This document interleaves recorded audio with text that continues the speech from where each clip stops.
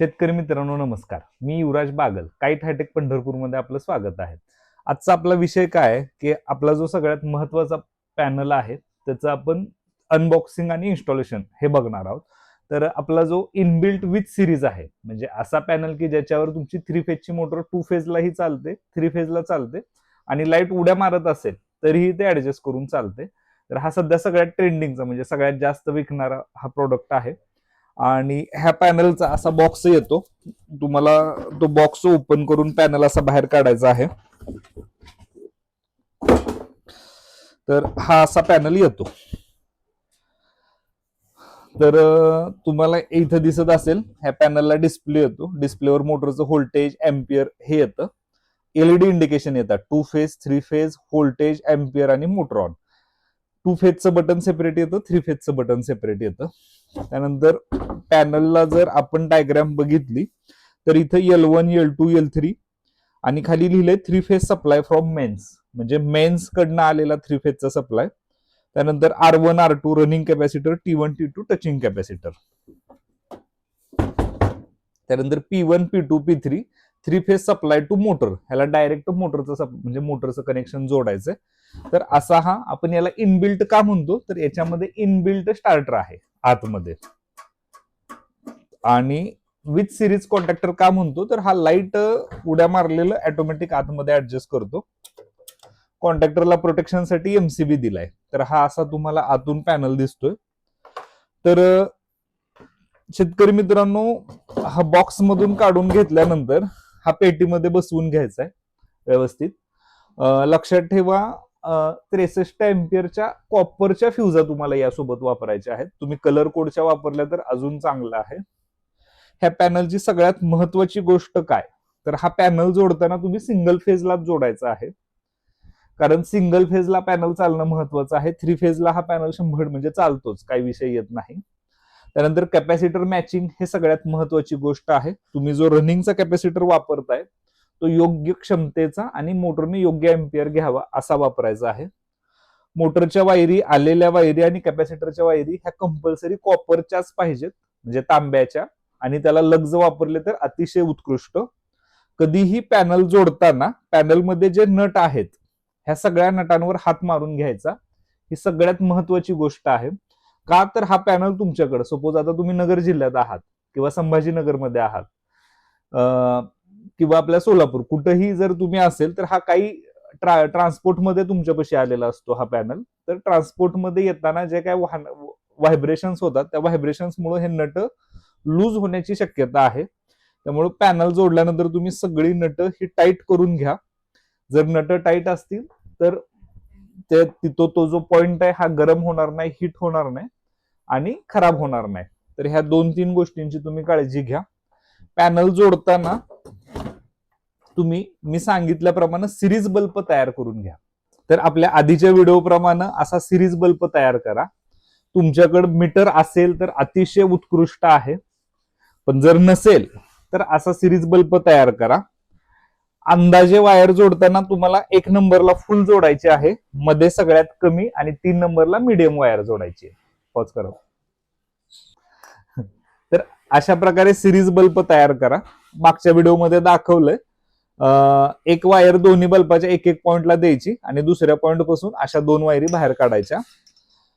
Panel जोडताना 1 नंबरला फुल जोडा, मध्ये डीन जोडा, 3 नंबरला मीडियम जोडा.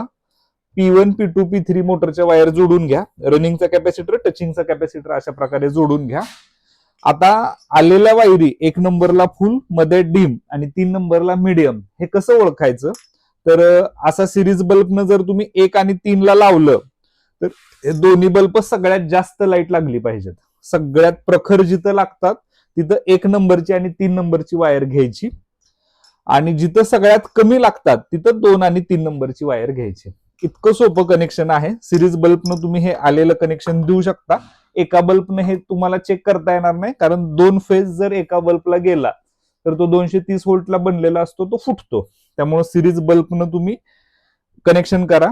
ज्या 2 लाईट मध्ये, म्हणजे ज्या 2 वायरामध्ये सगळ्यात जास्त तेज बल्ब लागतोय ती 1 ला आणि 3 ला जोडा, आणि ज्या दोन्हीत सगळ्यात कमी लागतोय ती 2 आणि 3 ला जोडा. ही लक्षात ठेवा. ह्या पॅनलचं सगळ्यात बेसिक काय आहे, जी फुल लाईट आहे ती 1 नंबरला गेली पाहिजे, ती कधीही चेंज करायची नाही. त्या वायरीला आपण कधीच हलवायचं नाही. मोटरच्या वायर जोडून घ्या, रनिंग टचिंग कॅपॅसिटर जोडा.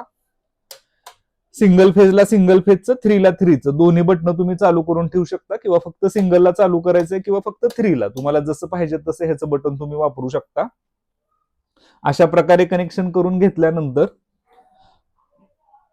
तुम्ही पहिल्यांदा सिंगलला मोटर सरळ करून घ्या, म्हणजे मोटरच्या वायरी बदलून. त्यानंतर 3 फेजला मोटर सरळच चालते. जर उलटी फिरली तर ॲटोच्या ह्याच्या छोट्या वायरी आहेत, लाल आणि निळी, ह्या वायरची अदला बदल करून घ्या. त्यानंतर ह्याच्या सेटिंगचा जो डिटेल्ड व्हिडिओ आहे तो आपण आता बघूया. शेतकरी मित्रांनो, मी आता कनेक्शन करून घेतलेलं आहे. 1 नंबरला फुल, मध्ये सगळ्यात डीम आणि 3 नंबरला मीडियम जोडलेली आहे. हे चेक कसं करायचं? आपलं सिंगल फेजला कनेक्शन बरोबर आहे, तर 1 आणि 3ला जर मी लावलं तर सगळ्यात तेज लाईट लागते, म्हणजे फुल पॉवर लाईट लागते. आणि 2 आणि 3ला लावलं तर बल्ब कसलाच लागत नाही, किंवा अगदी खूप कमी लागतो. म्हणजे ज्या 2 वायरीमध्ये सगळ्यात कमी बल्ब लागतो तो 2 आणि 3ला जोडायचा, किंवा काहीच लागत नाही. आणि ज्या दोन्हीमध्ये फुल लागतो तो 1 आणि 3ला. असं जर केलं तर तुमचं सिंगल फेजला कनेक्शन बरोबर आहे. 1 नंबरला कायम फुल सप्लाय जोडायचा, 2 आणि 3ला मीडियम जोडायचं. मोटरची वायरी लाल, पिवळी, निळी असं करून जोडून घ्यायचं. त्यानंतर 2 फेजचं बटन चालू करायचं. चालू केलं की रन, टच आणि मेन असं सुरू होतं. जर चालू मध्ये तुमचं व्होल्टेज कमी झालं तर हा ज्यूसचा कॉन्टॅक्टर ऑपरेट होतो, म्हणजे लाईट कमी जास्त झाली तर ऑटोमॅटिक हा कॉन्टॅक्टरला आपण असं सेटिंग लावलेलं आहे की हा त्याच्याप्रमाणे व्होल्टेज प्रमाणे ऑन ऑफ होत राहतो. हा बघा, ज्यूस व्होल्टेज चालू मध्ये कमी झालं की हा कॉन्टॅक्टर ऑपरेट झाला, आणि फुल आलं व्होल्टेज की हा ऑटोमॅटिक बंद होतो. आपण व्होल्टेजची सेटिंग याला त्या प्रकारे लावलेली आहे, ज्यूस ऑन आणि ऑफची. आता पॅनलची कोणतीही सेटिंग करताना तुम्हाला इथं अप, मेनू आणि डाऊन अशी बटणं दिलेली आहेत. तर ज्या वेळेस आपण मेनूचं बटन दाबून एक 10 सेकंद बटन दाबून सोडून द्यायचं, सेट लिहून आलं की सोडून द्यायचं साधारणतः. सगळ्यात पहिला ऑप्शन येतो हा 3DR. 3DR म्हणजे 3 म्हणजे 3 फेज, DR म्हणजे ड्राय रन, 3 फेजचं ड्राय रन. लक्षात ठेवा, मोटर सुरू झाल्यानंतर ही व्हॅल्यू ऑटोमॅटिक सेट होते, म्हणजे तुम्हाला काहीच करायचं नाही. त्यानंतर येतो 3OL. ही पण व्हॅल्यू मोटर सुरू झाल्यानंतर जर तुम्ही सेटचं बटन दाबून धरलं मेनूचं, तर हा ऑटोमॅटिक सेट करून घेतो. 2DR, 2 फेजचं ड्राय रन, ही व्हॅल्यू पण हा पॅनल ऑटोमॅटिक सेट करून घेतो. 2OL, ह्या चारही व्हॅल्यू हा पॅनल ज्यावेळेस तुम्ही मोटर एकदा 3 फेजला सुरू करता, एकदा 2 फेजला, मोटर सुरू झाल्या सेटचं बटन दाबून धरलं तर हा ऑटोमॅटिक सेट करतो. तुम्हाला या व्हॅल्यू सेट करायची गरज नाही. तरी मी एक आयडिया देतो. 5 HP ची मोटर असेल, 3 फेज मध्ये जर 10 एम्पियर करंट घेत असेल तर 3 फेजचं ड्राय रन तुम्ही 8 सेट करा, ओव्हरलोड 14 सेट करा, म्हणजे 40% एक्स्ट्रा ओव्हरलोड, 20% कमी ड्राय रन. तीच जर मोटर 2 फेज मध्ये 19 एम्पियर करंट घेत असेल तर 2 फेज मध्ये ड्राय रन हे 17 सेट करा आणि ओव्हरलोड हे 24 सेट करा. म्हणजे 24च्या वर गेलं 2 फेज मध्ये तर ओव्हरलोड न बंद करेल, 17च्या खाली आलं तर ड्राय रन न बंद करेल. ह्या जर तुमची मोटर स्पेसिफिक काही वेगवेगळा एम्पियर घेते, म्हणजे पाणी मारताना 10 घेते आणि पाणी संपल्यावर 9 घेते, तर तुम्ही 3 फेज मध्ये ड्राय रन 9.5 सुद्धा सेट करू शकता. ड्राय रन म्हणजे असा करंट की ज्याच्या खाली अगदी 0.1 न जरी गेला तर आपला पॅनल ड्राय रन 15 सेकंदात मोटर बंद करेल. तसंच ओव्हरलोड, बाबा ओव्हरलोड म्हणजे काय की काहीतरी त्या ओव्हर झालंय लोड, म्हणजे मोटर जास्त करंट ओढून घेते. सपोज तुम्ही 14 सेट केलाय आणि मोटरनं 14.1 घेतला तरी तो 15 सेकंदात बंद करेल. हे 4 आकडे झाले. त्यानंतर हाय व्होल्टेज येतं. काही ठिकाणी जर खूप हाय व्होल्टेज आलं येतं आणि जर त्या हाय व्होल्टेजमुळं मोटरचं वाइंडिंग गरम होऊन जळतं, तर हा सुद्धा आकडा तुम्ही 450, 500 तुमच्या साईटनुसार आणि गरजेनुसार लावू शकता.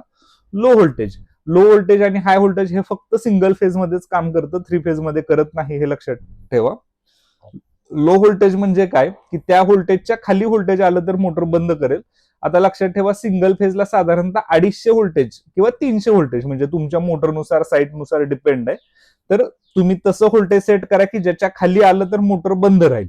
लक्षात ठेवा, मोटर काही वेळेस बंद राहिली तर चालते, पण मोटर जळू नये ह्यासाठी हे प्रोटेक्शन आहे. पॉवर ऑन डिले, लाईट आल्यावर काही जणांची जर कपल्ड मोटर असेल तर एखाद्या मोटरला 10 मिनिटाचा टाइम लागतो. तसं प्रत्येकांना पॉवर ऑन डिले हे वेगवेगळं सेट करा, जेणेकरून एकाच वेळेस सगळ्या मोटर चालू झाल्या तर ट्रान्सफॉर्मरवर लोड येत नाही आणि ट्रान्सफॉर्मर जळण्यापासून वाचतो. त्यामुळे पॉवर ऑन डिले हे वेगवेगळे सेट करा. स्टार डेल्टा टाइम हा हायर एचपी साठी ह्याला गरज नाहीये त्याची. टच टाइम हा टच कॉन्टॅक्टरचा टाइम आपण इथे डिसाईड करू शकतो. लक्षात ठेवा की टच टाइम हा तुमच्या मोटरनुसार हे करा. व्होल्टेज भरपूर असेल तर टच टाइम कमी ठेवला तर चालतो, पण काही मोटरांना कसं होतं की टचचा कॉन्टॅक्टर जास्त वेळ म्हणजे टच दिला तर फ्यूज उडायची शक्यता असते, तिथं पण तुम्ही टचचा टाइम कमी जास्त करू शकता. ऑन टाइम आणि ऑफ टाइम हे कुलिंग टाइमशी रिलेटेड आहेत. म्हणजे तुम्ही साधारणतः 2 तास ऑन टाइम ठेवा, 10 मिनिट ऑफ टाइम ठेवा. म्हणजे मोटर 2 तास चालली की 10 मिनिटाची ते विश्रांती देईल. मोटर, वायर, केबल, फ्युजा, कॅपॅसिटर जास्त गरम होणार नाहीत. ते दर 2 तासाला 10 मिनिटं थंड होतील, परत 2 तास चालू होतील, ज्याच्यामुळे तुमचं जळाजळीचं जे प्रमाण आहे ते अतिशय कमी येईल. रिस्टार्ट टाइम जर तुम्ही हा पॅनल बोरला वापरत असाल, लाईट आल्यावर मोटर चालू होईल, पाणी संपल्यावर बंद होईल आणि तुम्हाला वाटतंय बाबा 2 तासाची माझ्या बोरला विश्रांती दिली तर परत 1 तासभर चालते, तर तुम्ही हा रिस्टार्ट टाइम 2 तासाचा लावा. ड्राय रन बंद झाल्यानंतर तो ऑटोमॅटिक 2 तासानं चालू करून चेक करतो. एसपीपी जर ह्या तिन्ही फेज मध्ये बॅलन्स व्होल्टेज येत नसेल, कमी जास्त येत असेल तर हा आकडा सेट करा. रिव्हर्स फेज जर सिंगल फेज लाईट असतानाही रिव्हर्स फेज दाखवत असेल तर रिव्हर्स फेज ऑफ करा. जेएलयू जेएचयू हे शक्यतो 360 आणि 380 सेट करा आणि इस्केप. तर अशा प्रकारे मेनू आहेत. लक्षात ठेवा, आता जर मी मोटर सुरू केली 2 फेज मध्ये, आता ही सुरू झाली आणि फक्त सेटचं बटन दाबून धरलं तरी ऑटोमॅटिक एम्पियर म्हणजे 2 फेजचं ड्रायव्हर आणि ओव्हरलोड सेट होतं. सेम गोष्ट 2 फेज मध्ये पण आणि 3 फेज मध्ये पण. म्हणजे फक्त तुम्ही मोटर सुरू झाल्यावर सेटचं बटन दाबलं तर पहिले 4 आकडे 3DR, 2DR, 3OL, 2OL हे ऑटोमॅटिक सेट करून घेतं. तुम्हाला आज जाऊन सेट करायची गरज नाही. या व्यतिरिक्त काय स्पेसिफिक पाहिजेत असेल तरच तुम्ही मेनू मध्ये जावा, नाहीतर मेनू मध्ये जाण्याची गरज नाही. तुम्ही फक्त पॅनल, मी आता तुम्हाला पॅनल अनबॉक्सिंग, कनेक्शन आणि सेटिंग तिन्ही सिंपल फॉर्मॅट मध्ये सांगितलेत. या व्यतिरिक्त काय डाऊट असेल तर आमच्या दिलेल्या नंबरशी या पत्त्यावर संपर्क साधा. धन्यवाद.